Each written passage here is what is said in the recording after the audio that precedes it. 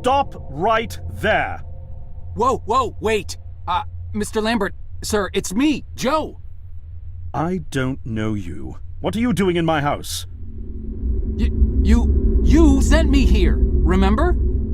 I've done no such thing. For an intruder, you're not very bright, you know that? For all the commotion you caused getting in here, you might as well have brought a bulldozer. Now, you have exactly 5 seconds to explain what you're doing here, or so help me God, I'm pulling this trigger and sending you on your way. 5.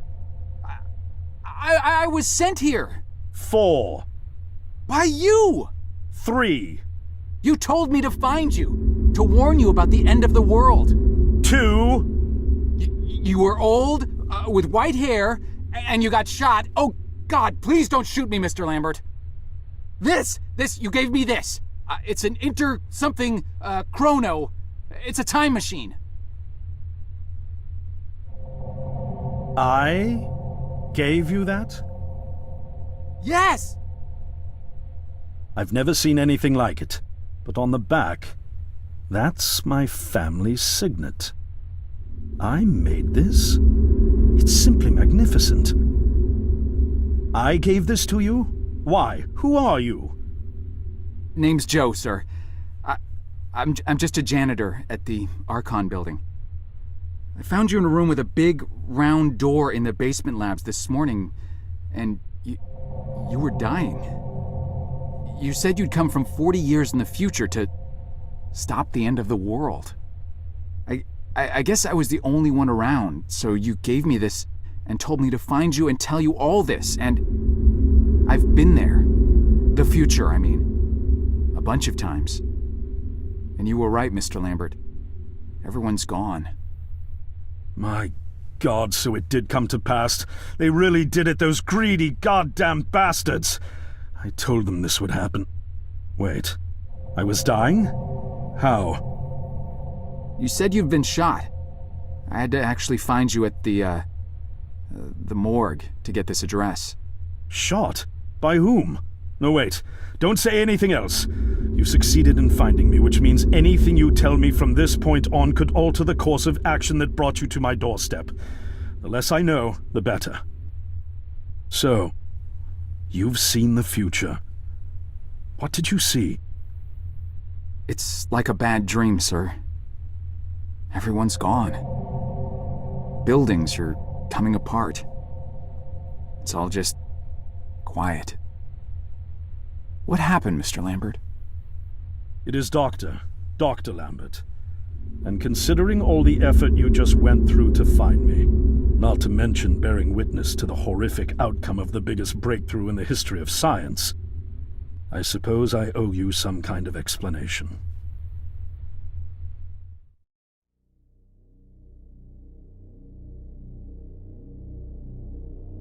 I was 24 when I got hired by Archon, or Athena as it was called back then. Athena was one of the many weapons R&D companies formed during the Second World War. Unlike other R&D companies that had retooled themselves to pursue peacetime activities after the war, Athena had made enough money to continue chasing the next big thing in defense technologies. They were betting the farm on post-war Soviet expansion, raising the level of government paranoia to create a lucrative market for esoteric weapons research. I'd say they made the right bet. Still a theoretical physicist at MIT, my thesis on the possibility of time travel via dimensional membranes got published shortly after I was hired in 1961. Company heads were so impressed, they gave me a team and a budget. Development exceeded even my own expectations, and after only 6 years, we had the first primitive version of the time machine up and running.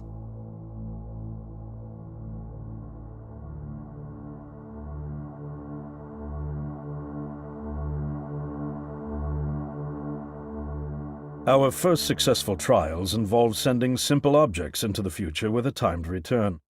But with Archon running out of money, that was all the company bigwigs needed to secure a big fat contract with the Department of Defense. Apparently, we had sold them on the idea that the technology could be used to go back in time and strangle communism in its cradle. The reality, of course, was that it couldn't. Due to the laws of causality, you can't travel back in time beyond the point where time travel was invented. And sooner or later, we had to explain that to our benefactors. When they started pushing for progress reports, Archon management had to come clean, but instead chose to ease government concerns by claiming the technology could be used to bring back advanced weapons from the future. But this too was a lie.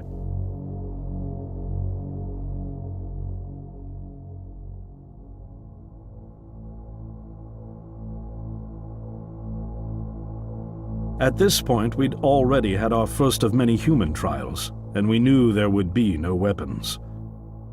In fact, our results were as terrifying as they were baffling. Time pilots returned frenzied and confused, raving about empty streets and human remains.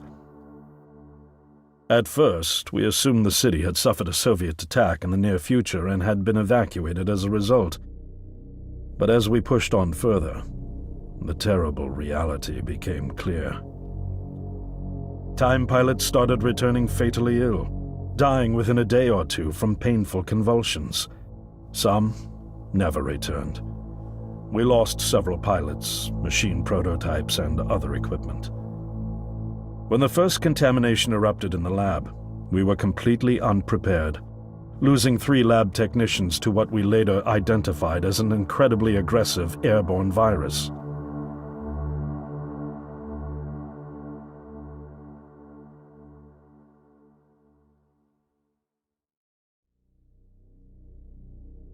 Although we weren't equipped to handle biohazards of this magnitude, management insisted we contain and study it. To keep our pilots and the virus alive long enough to study, we co-opted experimental cryotechnology from another project, Lazarus, and established a makeshift virus lab. Once again, the bigwigs managed to spin our setbacks into a success story for the Department of Defense, now claiming that the virus could be cultivated for use as a biological weapon. The team threatened to resign, but outrage was swiftly quenched by promises of massive salary increases and stock options. I didn't take the bribe. I'd witnessed the lethal efficiency of the virus firsthand.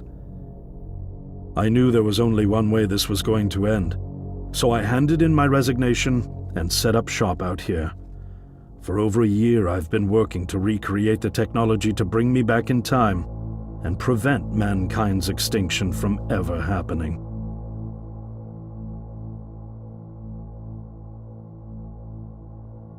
And now you're here, the harbinger of doom at my doorstep, wearing a boiler suit. Who could have imagined that Judgment Day would begin like any other Monday in May? In any case, unfathomable as it may be that you were able to bring this information to me, knowing is only half the battle. Preventing the outbreak will require more than just your tenacity. Me? Wait, what? Yes, I'm afraid I must rely on you one more time. You must go back to Archon and prevent the outbreak. No, that's, I mean, I'm really honored and everything, but... Believe me, you're the last person in the world I want to entrust with this, and I mean that quite literally. But by this time tomorrow, the entire city will have succumbed to chaos, panic, and death. You're here now, and you're all I've got. Wait, but what about you? Can't you fix this, Doc? Don't you have a plan? I can't go myself, because that would break the law of causality. The only reason you are here to warn me now is because I was there to send you. And the only reason I was there to send you is because I was able to bring my work to fruition here. But... We've no time to waste. It's the only way. You told me you found me this morning, correct? Yes, but... That means I failed to stop it, and the outbreak has already begun. The The time pilot for today's trial must have brought the virus back from the future, which then somehow got out of the containment chamber and spread. That pilot is Patient Zero. I need you to destroy the supercomputer system controlling the time machine. All the research data is stored there too. You must destroy it before the time machine departs. I'm reconfiguring your device to send you back 1 day earlier. This should allow you ample time to return to Archon and get inside. On the other shore from here, about 500 yards down the road, is a rest stop. You'll find a van there, fueled and ready to go. Oh, I already have a ride. Which won't be there yesterday, you ninny. Now stop interrupting me. One last thing, and I need you to listen carefully because this is very, very important. Make sure you do not meet the earlier version of you. Why? What will happen? No one knows for sure. It's one of the conundrums not yet accounted for. There are theories, of course. None of them pleasant. Now, let's get you ready.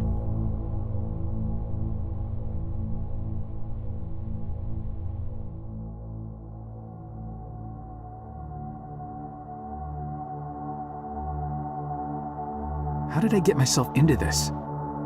I nearly got killed trying to reach Dr. Lambert thinking he had a plan. And it turns out it's me. I'm the plan. At least I don't have to walk back. This van's not as cool as the ambulance, but it has its charm. And it sure was nice of him to pack me lunch. I wish he'd pack me a can opener for the beans, though. And some gas for the Bunsen burner. But I'm sure I'll think of something. I've got several hours of driving ahead of me after all. It'll be almost morning before I get to Archon. I just hope I have enough time.